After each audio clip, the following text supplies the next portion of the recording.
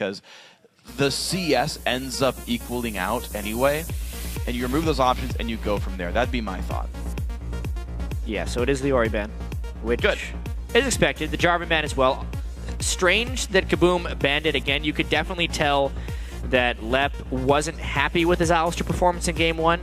That's definitely more of a champion that they fear the power of, yet do not know how to command themselves. So oftentimes with those champs, you just end up banning them away. And KaBuM doesn't need to make any big adjustments. It's not like they've had critical failures in enemy lanes, and they proved that the Aurelia was a big deal in that last one, so he can just fall back onto that pick, no problem. And the funny thing is, if Maokai comes through here, and they actually had the Morgana ban, I like that choice. I really do. Yeah. Trying to throw Dan's off a little bit on Morg.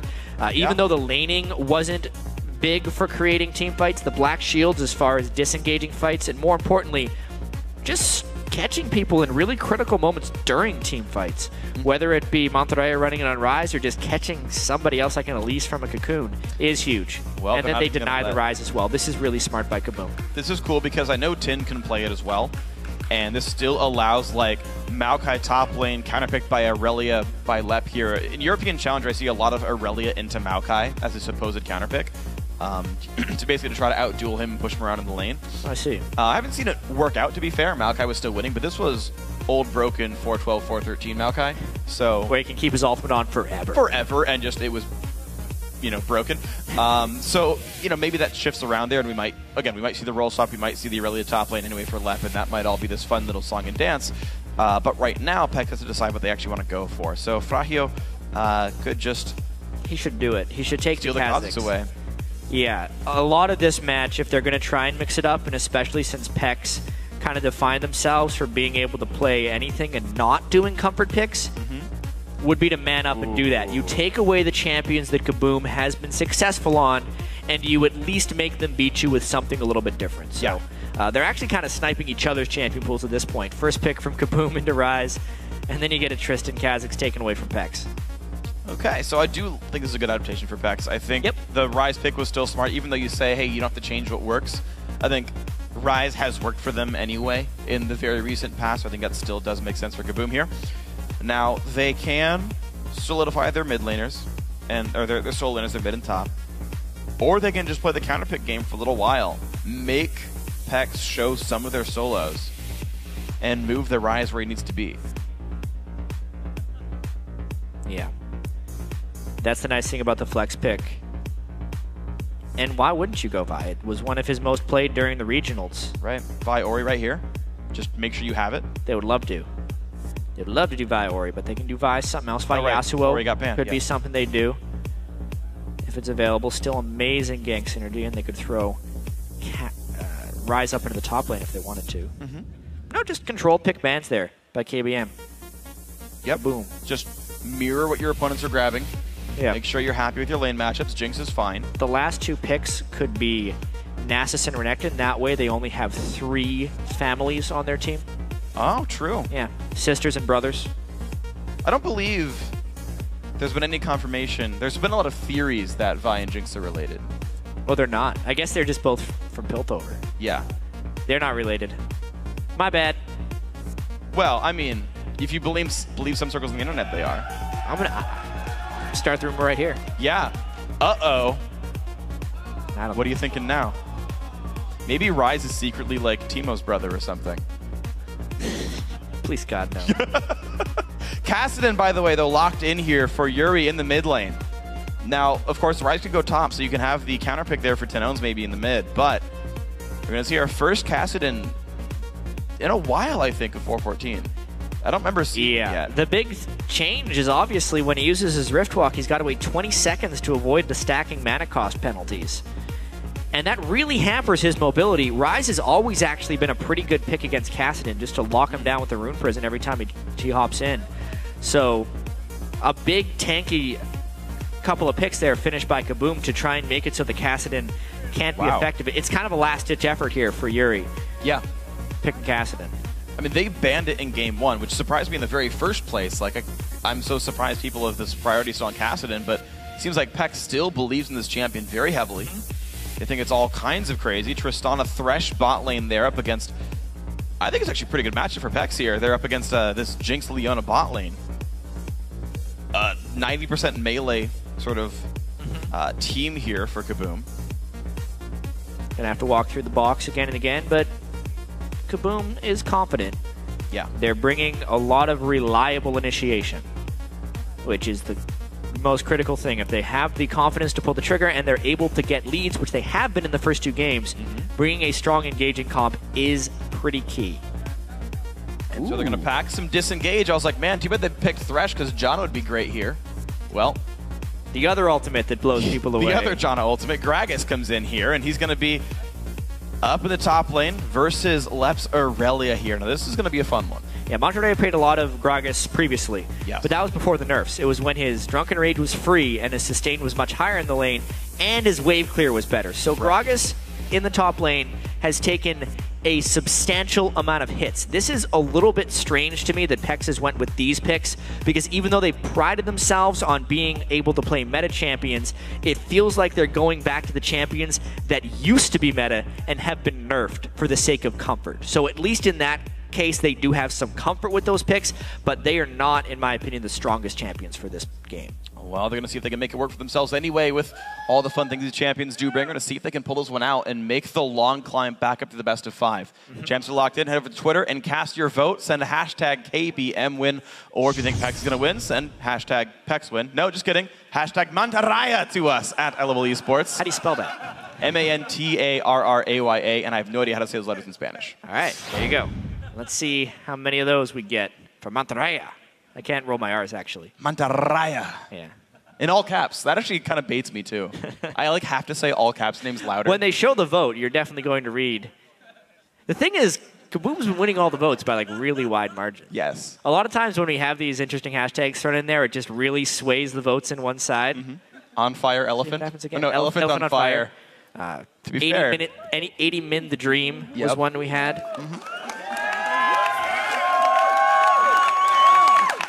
That dream was not realized again, though, unfortunately. 45 minutes. The sadness. At least they got more than halfway there. Yeah. So that counts for something. We are now into Game 3. It could be a decider. In fact, the entire rest of the series will be match point, World Championship trip point here for KaBuM from Brazil.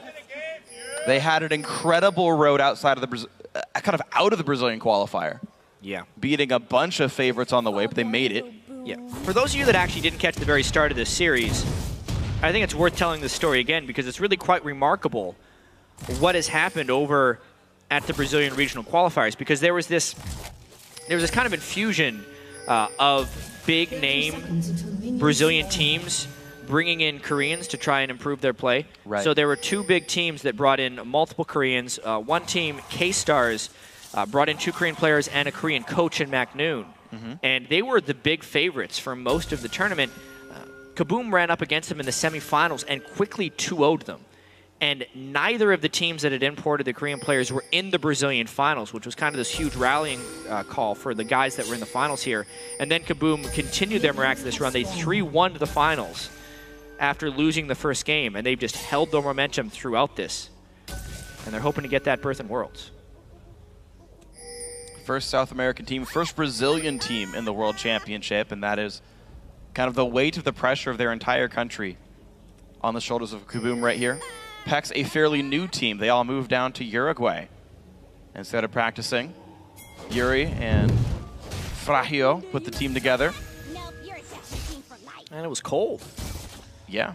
They actually sacrificed a lot of practice time to get literal wood to heat their house with fire. And here we go.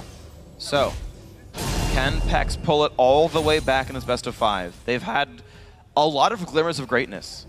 They've had these weird fights that go in their favor, these random picks, these really cool moves that most teams wouldn't expect out of them work out. It's kind of the story of how they even got here in the first place. The LATAM regional finals were against Lion Gaming, who was expected to win.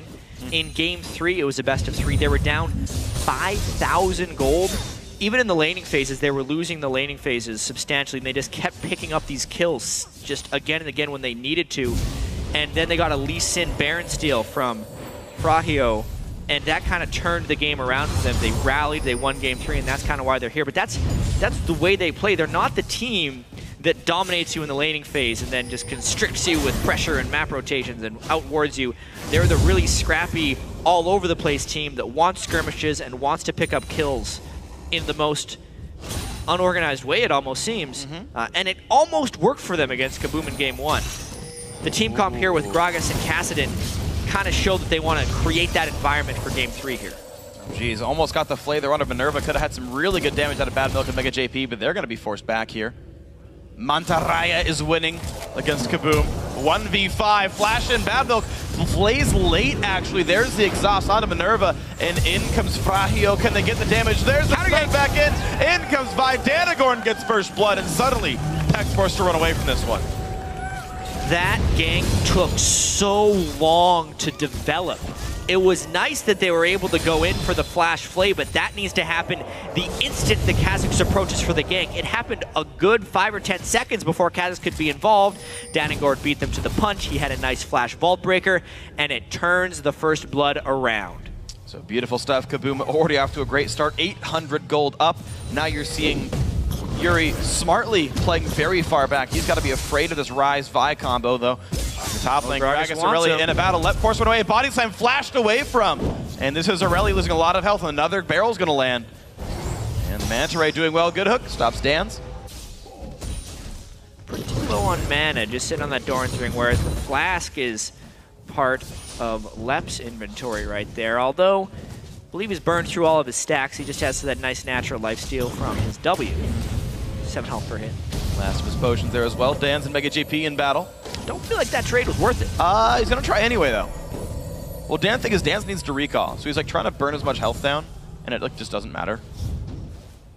He's going to stay anyway, huh? He's not going to go back. He's got double thorns and health recall, I suppose. Oh, yeah. I mean, Trish is fine. Yeah. Weird. Minerva going for the same build, a double longsword on him. Here's the attempt there. There's a Vi, though. A lot of damage. Frahio forced away. Danagorn is one step ahead of Frahio this game. And in games 1 and 2, it was actually Bad Milk roaming to create first blood and still not being able to come out with the victory. So the fact that they've lost control of this game, even before that can happen, is a pretty bad sign if PEX wants to extend this series. Yeah, it absolutely is. Now we're closer to a 1,000 gold lead as the minion waves just die in the top lane. No gold or experience grabbed by Mantarraya. Whoa, triple Dorans. He really needs to be able to win this lane after going that build. Yeah, he's going to have a good lead off of this one.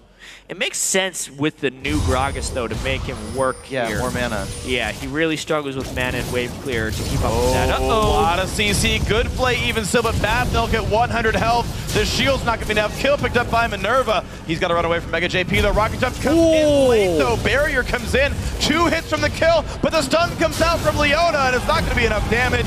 Now Frahio comes in mid lane, but Danagorn already there to stop him. Nothing picked up. It seemed like Minerva switched to Rockets there to temporarily outrange the Trist and save those last few hits. So if that actually worked the way he wanted it to, that was one hell of a mechanical play there by Minerva and Dan's. 2v2 double kill, just making it go from bad to worse for PEX. And the top lane's also getting pretty rough. Lep jumps in, dodges a barrel from Mantarraya, and does even more damage. Now the Dragon going as well. Already a 2,000 gold lead, make it a 3,000 gold lead. KaBuM are playing their best game of the series so far. And it's exactly at the right time. The longer they're here, the more confidence they are gaining. You could see the nerves from KaBuM in Game 1 and how long it took them to close out.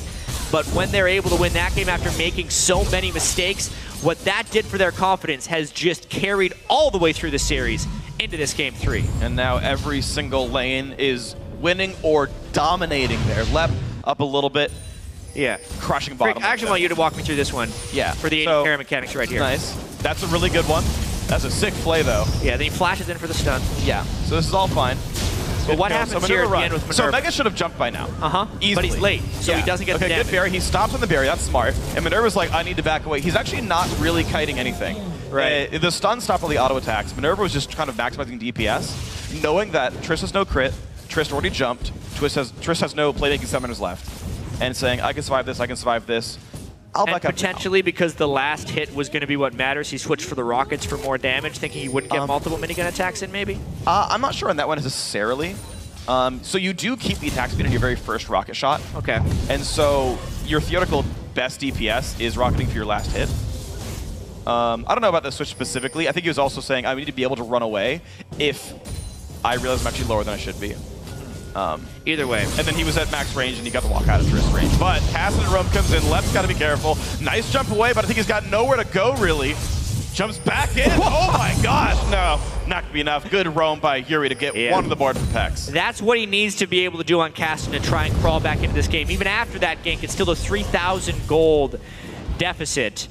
And Tinones will continue to farm. Look at this bottom lane getting out of hand. We're doing that Ghostblade Minerva build again. Not even bothered with the BF sword this time. Interesting. It's going straight for the Ghostblade. Why not? And now blue steel. Seems mostly based on recall timings. Dan's pulled in. There's the blue. Up goes to Danagorns. Wants to make sure he gets it. Doesn't give it over to Tinones just yet. I think he would have got his own blue, so who cares? And bottom lane turret nearly dead. I don't see many teams push into the turret so heavily off of a lane lead, but outer turret's already almost falling. This is a whole bunch of damage. Mega JP can get onto the lantern in time. Yeah, a lot burned there without accounting for the lantern. So a little bit of overaggression, but they are so far ahead. Danagorn does have flash. Played back in, though. Good hook as well. And Bad Milk gets a second one on the board. Bot turret does go down.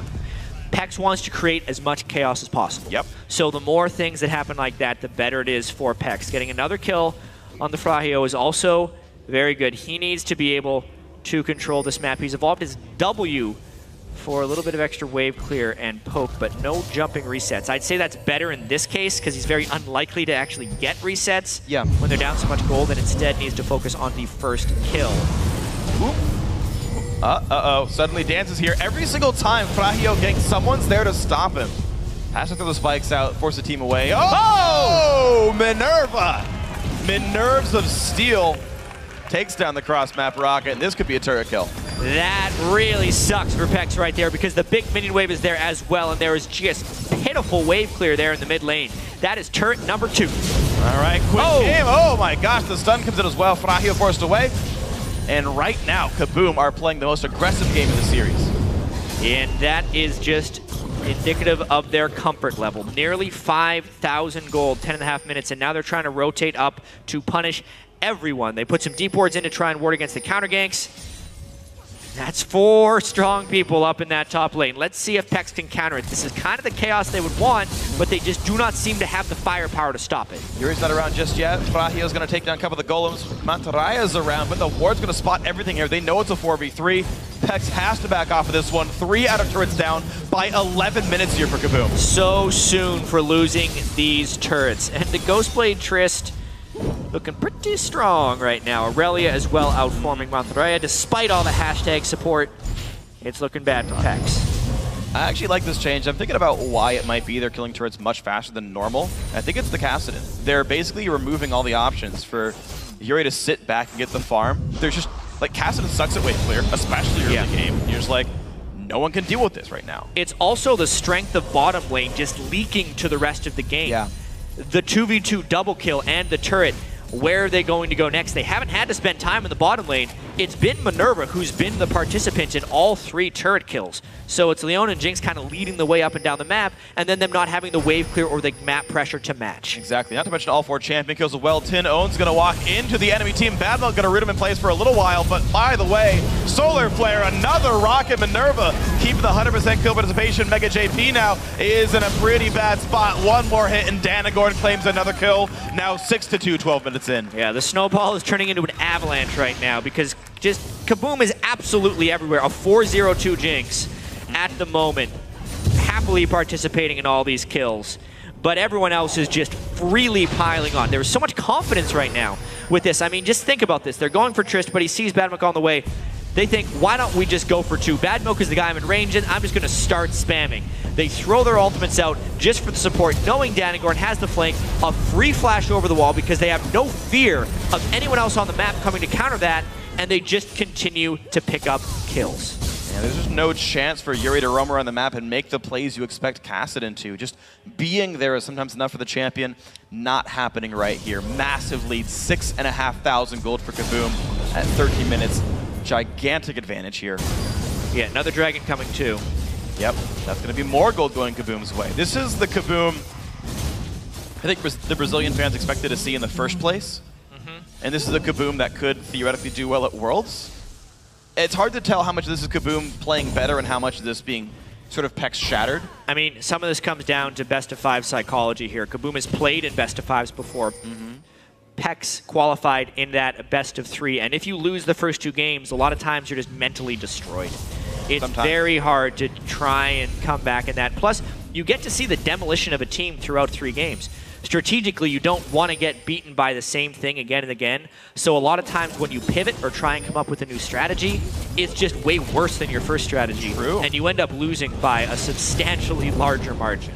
And that's always the thing to look at, right? Is I've seen all the comments on teams where it's like, oh, you know, why not change your team comp? Why not ban everything away? And it's like, well, sometimes the first ban phase you had was the right one. Sometimes you had to get rid of that Vi every single time. By the way, Danagorn's Vi is pretty good. You know, sometimes you had to grab that Rise early every single time because look how good Tin is at that champion. Like, sometimes it's how the game works. Is yeah, Plan B is never going to be as good as Plan A, and if Plan A doesn't work, you're out of luck. Yeah, how many plans can you really come up with? Because you don't go into a series thinking, all right, what if we lose the first 2 games? Let's have that ace in the hole. No, if you're an underdog coming into a series, you use your stuff right away. Yeah. And that's what PEX ended up doing. Monterrey not having fun here. A lot of damage comes through. That is Danagorn getting another kill. 3-1-0, finally breaking Minerva of his perfect kill participation in this game. There is a reason the Danagorn's junglers during the qualifiers were Jarvan and Vi. He is looking really strong on Vi. But maybe they can take down Tin. A nice box, a nice play. That is 1-for-0 so far. Good exhaust. He's ISO'd. Being chased down by Fragio. Can he make the kill happen? Looks like Rocket Jump says yes. And that is 2 kills for nothing in the mid lane. Yeah, and KaBuM was overexposed, overstretched right there, just trying to take the top turret while sieging the mid lane a little bit more than they could chew. Their gold lead is still substantial, however, and I think that is a minor setback in the greater context of things. Still a nice move there by PEX to try and pick up a few kills. They got a little something there. Mega JP just going to walk through. That's a big Gordy missed. We'll live another day.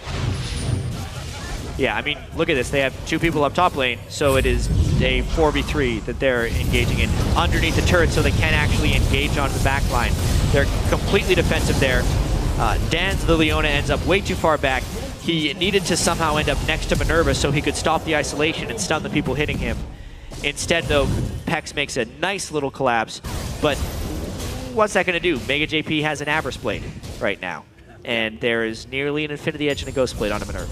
Oh dear. That is a significant lead right there. He's sitting on 2,500 gold. Okay, so... Just to go back shortly. Shiv costs them 1,300 from where he's at. So he's got like the pickaxe afterwards. Yep, that's going to be what he gets, unless he decides to go boots. No, pickaxe. The Fury's got boots. 1, or are you saying boots 2? Like a boots 2, yeah. Okay, yeah, sorry. Yeah, I haven't seen guys go boots 2 in a while. Like, it seems to be a really late pickup for a lot of AD carries. Usually like 3rd item. Which is alright. It's fine. It's just, it's all about power spikes anyway in the first place. KaBuM, though, still playing aggressively despite that one bad fight. Bot lane tier 2 under fire. Great damage coming out from the Jinx right now. Minigun doing nice. A little bit of wave through there from PEX, and the turret stays alive, but losing health pretty quickly every single wave. And it's 4 turrets to 0. This is, while KaBuM has given up a few kills here and there, the style they're playing is indicative of a quick game. PEX trying to flank. They might get a nice Crag Assault. It depends on the peel. Danagorn pushes back Monterrey. They get up 2 back in, though, and wow, they picked up Minerva. PEX going for everything they can right now. Tin takes damage. 1-for-1 so far. The re-engage from Danagorn. He will fall down. Mega JP in the wings. Oh, he's live! Walk away after the Rise kill. 3-for-1. The chase, the hook on the dance, the box as well. Left going to be the only man alive in a second as Yuri gets out as well. This is going to be an ace for 1 kill for PEX unless Left gets one. And then tries to walk away. Can't be more than that, though. 5-for-2 to PEX, though. Wow, I mean, that's the PEX play. Wide left, unfortunately. They somehow win fights when you don't expect them to, potentially based on the other team's overconfidence. And here, Minerva's at half health. And oh, no. I don't know how that happens, but it does. He just plays with the pixels and somehow pulls the 80 carry. That's the start of this one, meaning the sustained damage gets focused out right away. Rise is pretty much out of that fight as well. Mega JP makes a lucky little hop back over the other side to stay alive. And then the Rise kill. They didn't want to run from the Kassadin for too long here, and they end up sticking around still. Just to show you how far behind they really were, after a 5-kill ace, 5,000 gold back. Yep. And they still can't even get the minion waves past the river right now. Still no turrets, still no dragons. PEX have a long road ahead, and you're seeing what objectives can mean for the team. Like, you look at these lanes, the CS is all pretty close, right? It's within 5 or 10, no big deal there. But when you have every dragon and 4 turrets, right, there's the lead. This is one of those games where the CS is only even because KaBuM has left lanes to create objectives, which wasn't necessarily true in the first 2 games. However, you know, that ace that KaBuM just suffered will probably curb their aggression substantially. Yeah. The problem is, though, their team is all in. Yeah. And that's kind of hard to do against Kassadin if you don't have good ways of turning back around against him. The map also spreads out a little bit if they can start wave clearing you and stopping your all-in pushes, right? The last... Whoa, whoa, whoa! This is a knockback left, though, but he is barely tanking to get the damage anyway. Rocket comes and grabs Mantarraya, though. 1 for 1 as the top laners go down. Mega JP does get caught. 2 for 1 so far. The chase for Danagorn. Slow's going to land into Frahio. He's going to be going down really quickly. Does not have flash. There's the Rune Prison. 3 for 1 to KaBuM. And now Bad Milk does not get the play. Doesn't get the slow. He's out. You got to say Mantarraya really overreached right there. They're still at a substantial deficit, and even if they had a person somewhat isolated, the rest of the team is really close. Yeah. So flashing in for that Gragas ultimate, not ideal. If they could have gotten the Thresh Hook, it would have been a nice ult afterwards, but then they just pressed a little bit too far. And then just to farm that lane, they're putting themselves at a pretty big risk. Uh-oh. Jumps onto the Lantern. He'll be fine. Nice. All right. Nice move. They stay safe a little bit, but yeah, the thing is, because the gold's so far down, you can see it in terms of power spikes. They just couldn't kill the Irelia when they pulled her. Yeah. Not quickly enough. So right here you can see, oh man, he overstayed for the pink ward. Let's get him. As soon as he dodged that, it's over. PEX, go back, go home. Mantarraya flashed in, and you can see KaBuM was actually waiting for the turn right there. So much damage gets turned around by just the Irelia and the Jinx Rocket. The fight is lost. The 80 carry gets caught afterwards. Yuri doesn't have sustained damage on Kassadin, so they needed the Gragas and the Triss to have a chance in this fight, and they just get completely chased down. And it was such a perfect Gragas ult, too. Brought in the single target you cared about, knocked the entire enemy team away to buy time, but 5,000 gold lead means the Jinx Rocket plus Irelia damage kills the Gragas and trades it, gets Jinx excited, gets the team to chase him. Ghost, though. Tanones, ooh, knocked away the Mega JP. He's going to rocket jump over. 3, 4, and 3. Pretty low cooldown on Ghost. Yeah, and most Rises run 21 utilities, so shortened even further from there. 189. Yeah, it's only got, it is 189. And he's got 160 seconds left on that guy, so about 2 minutes and 40 seconds from now, do that same song and dance again. Tristol's shorter cooldown, though, so not exactly a song that Tin wants to hear again. Yeah, it's true. Get off Top 40 radio. Danagorn is going to start the aggressive ward coverage game, though. He clears away a pink ward defensively from PEX.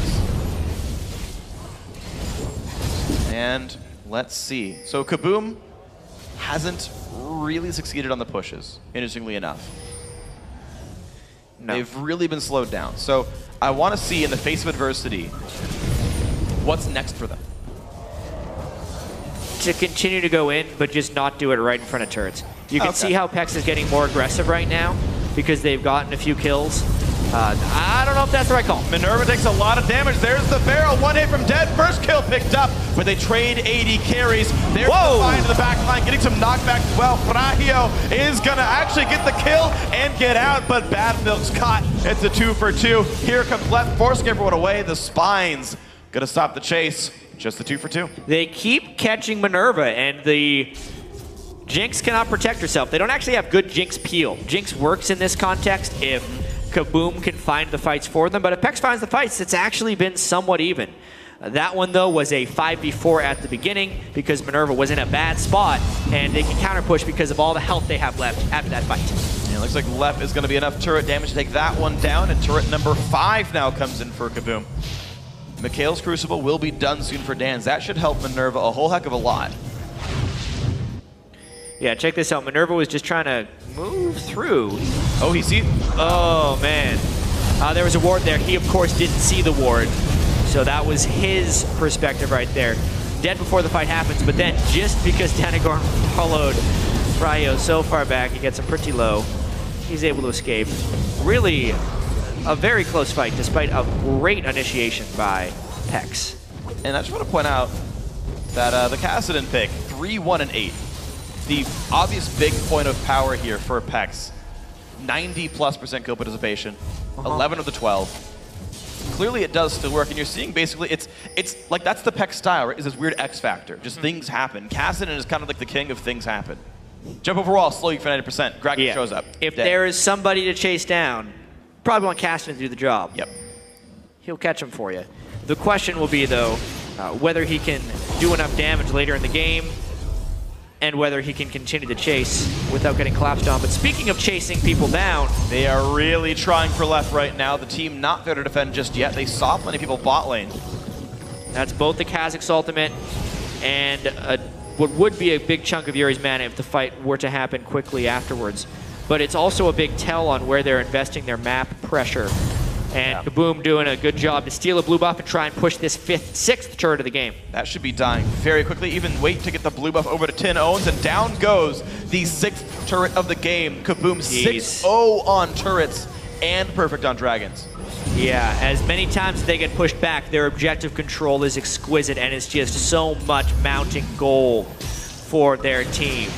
You can only land so many hooks and get so many casting kills if you cannot protect your own buildings.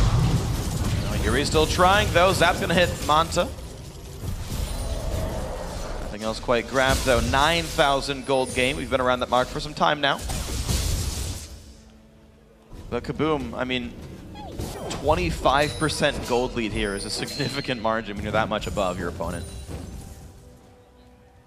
And they have been finding those sort of split push victories. Like mid lane turret went down not long ago. The bot lane off of the attempted sort of dive from PEX. And now I feel like the easy step is for KaBuM to play together and play the Baron control game. And just not get Kassadin. They just ward around a little bit, wait for someone to check, lead with the Leona ult, and charge. Is basically KaBuM's strategy from here on out. And you can see them going to set that up right now with sweepers and pink wards. A couple pink wards in inventory is going to try and set things up, and they're already starting to black out that spot. With a pink ward inside, they know there's no immediate vision. It's just a matter if they got seen coming by. And it could be down to a Baron steal, but that Baron is going rather quick. PEX needs to find out. There's hook on the Dan's. TP comes in. They go right in onto Frahio, and he's gonna die first. Baron's still on the map, though, but that Rocket's gonna claim another kill. That is 3 picked up so far. KaBuM win that battle handedly. Now Danagorn gonna grab the easy Baron pickup. That is a 3 for 0 plus a Baron for KaBuM. Wow. Minerva couldn't even hop over the wall, so he was just trying to assist with his zap and his ultimate. Baron nearly killed him. That's how strong KaBuM is when they decide to fight right there. Do not even need the 80 carries auto attacks.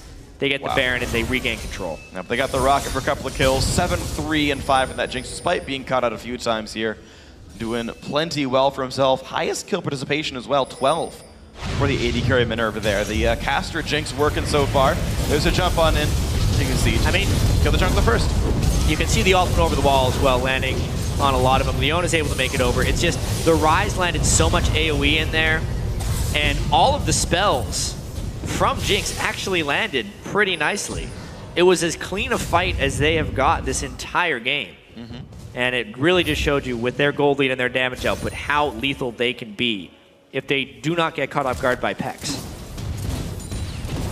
And now I think they can finally play as Siege and have it work. They've picked up some more items. They have actually changed up some of their builds. They want to stop this dragon from going down as well. Oh my gosh, Danagorn's going to try. Ulti comes out, spots him. Smite battle.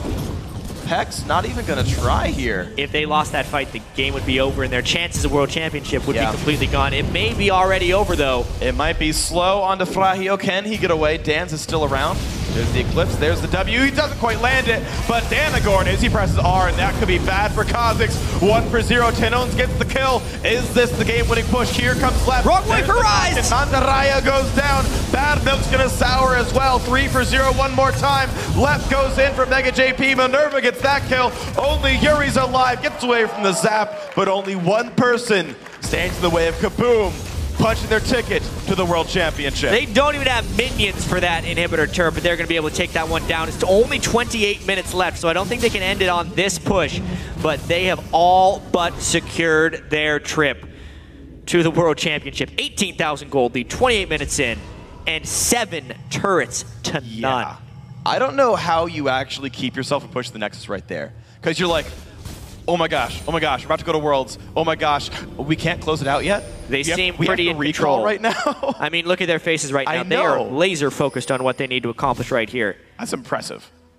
Keep in mind, they have been playing a lot of competitive games over in Brazil, and the stage for their regionals was rather epic, so they have regained themselves. This last fight was just about charging right at them. Dans tries to land as many spells as they can, but one initiation after another. Assault and battery into Tenones. Lep is trying to flank around the other side, and PEX can do nothing but run away. Mantarraya tried to peel, but he only led to his own team's demise by making Tenones even closer of a threat. Lep continues to chase in. Minerva still had his flash, and it was just a massacre right there. It absolutely was. 17,000 gold lead before 30 minutes in.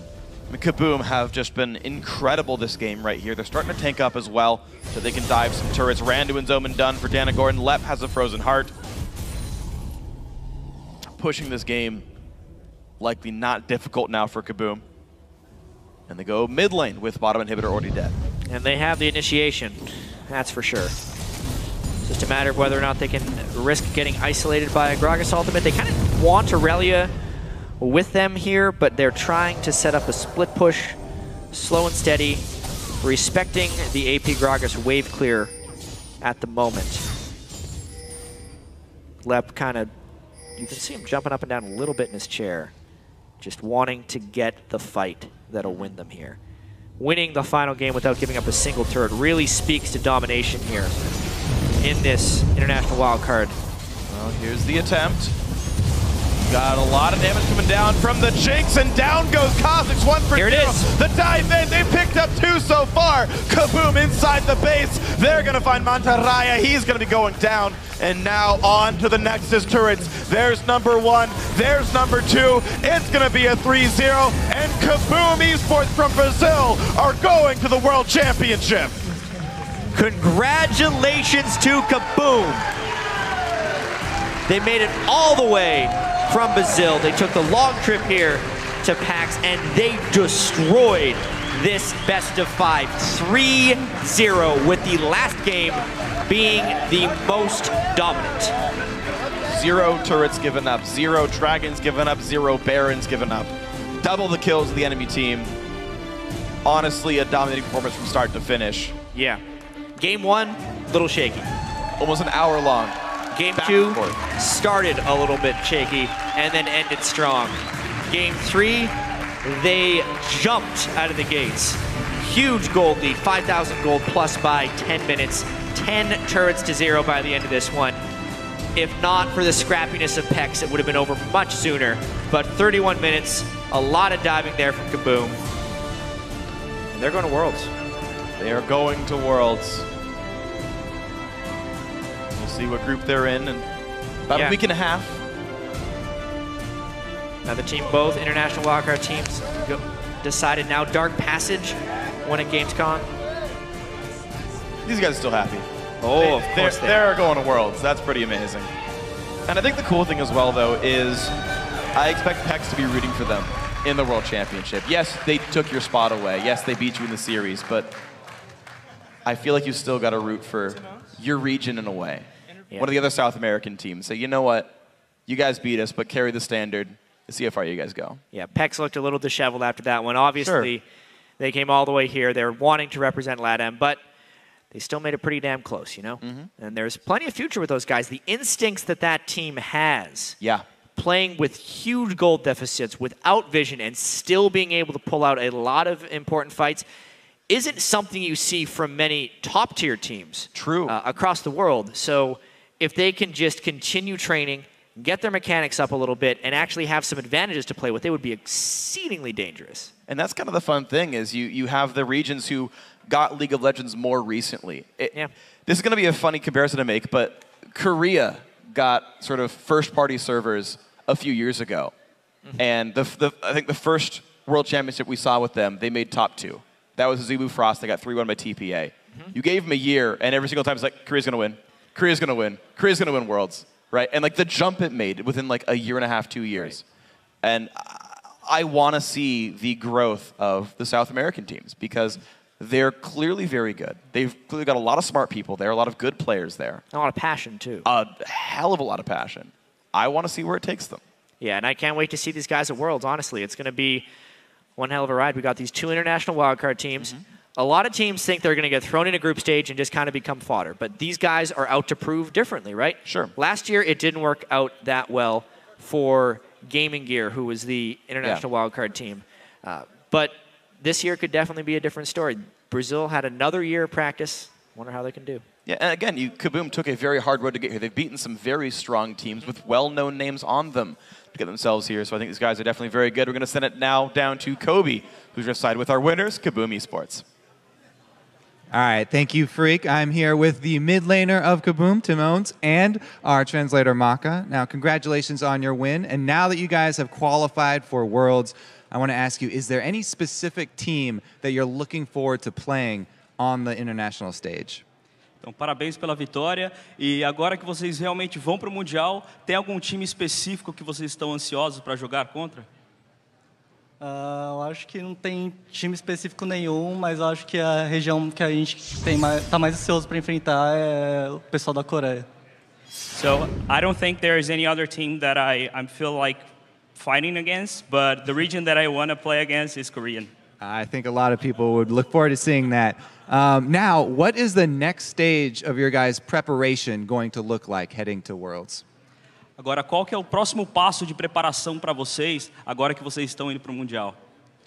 Agora é voltar para o Brasil, treinar melhor ainda e rumo ao Mundial. Representar bem o Brasil. Now, return to Brazil, train even harder, and get ready for the Worlds. All right. Well, you guys are the first team from Brazil ever to qualify for Worlds. Is there anything that you want to say to all the fans supporting you from back home? Agora, pela primeira vez, vocês vão representar o Brasil no Campeonato Mundial. Tem alguma coisa que você gostaria de dizer para os fãs que estão assistindo vocês lá no Brasil? Queria agradecer a todo mundo que torceu pela gente, que acreditou no nosso potencial. Queria agradecer também os patrocinadores, Steel, HyperX, principalmente a KaBuM, que dá todo esse apoio para nós e fez com que a gente chegasse até aqui. So I want to thank all the supporters in Brazil, our sponsors, including KaBuM, that made all the efforts for us to be here. So thank you very much. All right. Well, congratulations once again. Now we are going to send it back over to the analyst desk. Thanks, Kobe. Now, the boys from Brazil have locked their spot at the upcoming World Championships. So, gentlemen, what are our takeaways from today? Well, 10 ounce. That's my biggest takeaway here. Minerva loves that Ghost Blade so much. The Ghost Blade Super Mega Death Rocket down the mid lane made me laugh so hard because it did so much damage. He didn't really care that he had built that item like over a BF sword, and then he just rushed down the mid lane, and he loves getting resets. I think they're a very aggressive team, but they have some nerves at the start. So I'm looking forward to seeing them at Worlds because they have beaten Korean players before because there were some that came over to Brazil and a team that was coached by a Korean. So they're going to get more of that like authentic just 5-man Korean squad and see if they can hold up against that because I'm very interested to see how they do, especially with that Ghost Blade. I got to keep mentioning that. Got to keep harping on the Ghost Blade. Well, what about you, Pobelter? Given the fact that we have seen KaBuM now go through a regional qualifier where they weren't considered the favorite, they surprised a lot of people. They came out here and gave a dominating performance. Do you believe that they could surprise some people at Worlds?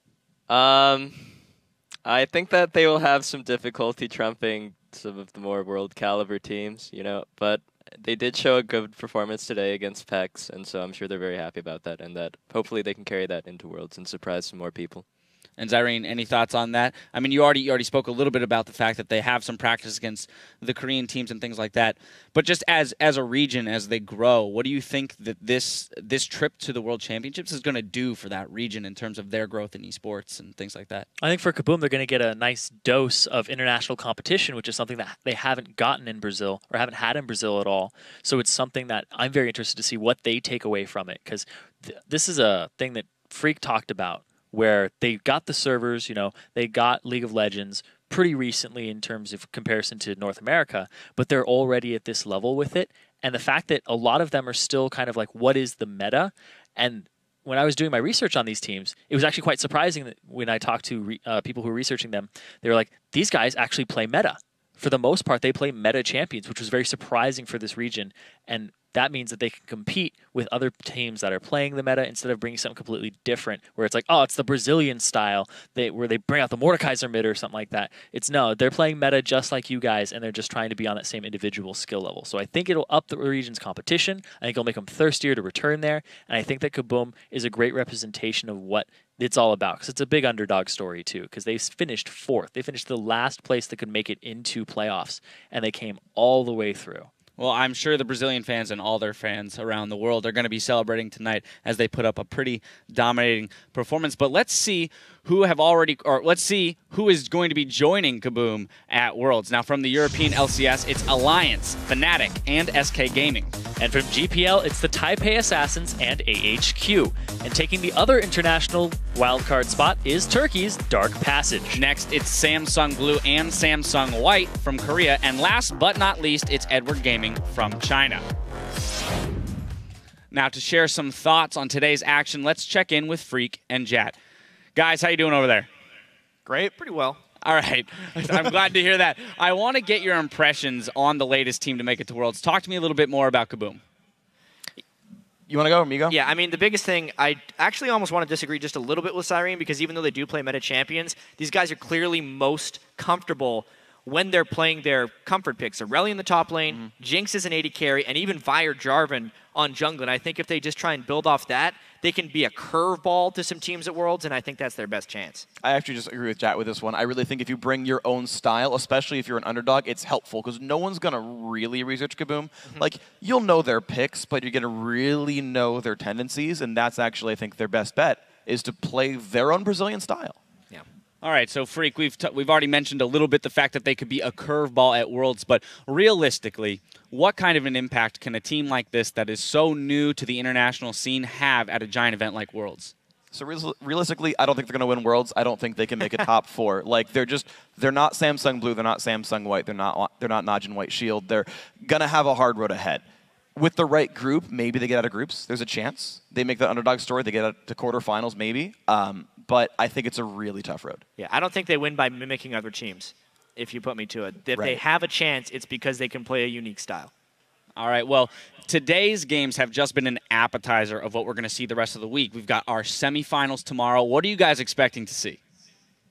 I'm expecting to see what Curse still has, because Curse's road so far was, I guess, not very hard so far, right? They beat CLG, who is now the number 6 team in NA, so it's not like they've really been tested. Now they're facing Cloud9, who are the best team in North America. And I want to know, did Curse finally show up at the end of the season, or is it an easy road so far? Yeah, I'm looking forward to seeing what LMQ has to do, because I've heard a lot of things about people saying LMQ is struggling heavily in scrims.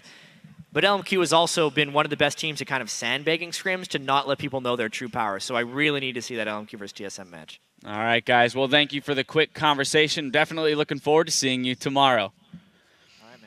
Now let's pull up the brackets to see where things currently stand in the North American LCS. Dignitas has clinched the 5th place, defeating CLG 3-1 and guaranteed their spot in the spring split. And that means 6th place, CLG, will be going to the 2015 Spring Promotion Tournament, where they will have to defeat a team from the Challenger Series to hold on to their place in the LCS. Now we will be back tomorrow with 2 best-of-5 semifinal matchups as part of our continuing coverage of the North American LCS Summer Playoffs. Up first, 2nd seed LMQ will go head-to-head with Team Solo Mid.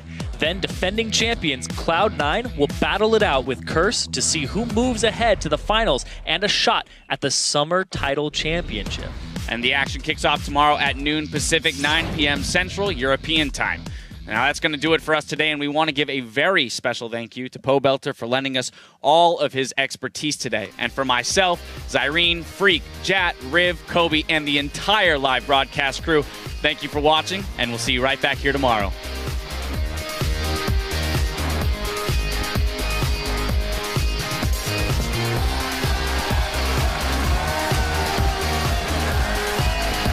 We are shifting into gear right away for a first Best of 5 showdown between Counterlogic Gaming and Team Dignitas. Beautiful flash from Link there on the Shockwave, and Shifter will be taken down. CLG is ignoring turrets, and they are dropping Dignitas. PewDiePie in the back line gets face of the mountain. He'll stay alive. Doublet gets the chrono shift. He'll be back up, but they'll kill Aframu before the time even happens. Congratulations to Dignitas striking back, evening up this series. They're going to try and do. Dignitas has been acting much better. What a shot on Doublet. He gets the insect and they get the kill with the Mega Inferno. Oh my God, Dignitas is coming up huge. Dignitas successfully defend the Alamo. Will CLG get it going for broke here? Dignitas is not falling. All the CLG health bars have been nullified. Dignitas takes the Best of 5 series against Counterlogic Gaming. Now we're setting the stage for our next matchup, a battle between KaBuM Esports from Brazil and the Latin American squad PEX Gaming. Mega JP 2 hits from Dead, but he's got a GA. Mantaraya now in the front lines. He's going to tank it up, and they take down Danagorn 38 minutes into the game. Nexus gonna fall, and Brazil is 1 game away from the World Championship. And they go right in onto Frahio, and he's gonna die first. Baron's still on the map though, but that rocket's gonna claim another kill. KaBuM inside the base. They're gonna find Mantaraya. He's gonna be going down. And KaBuM Esports from Brazil are going to the World Championship.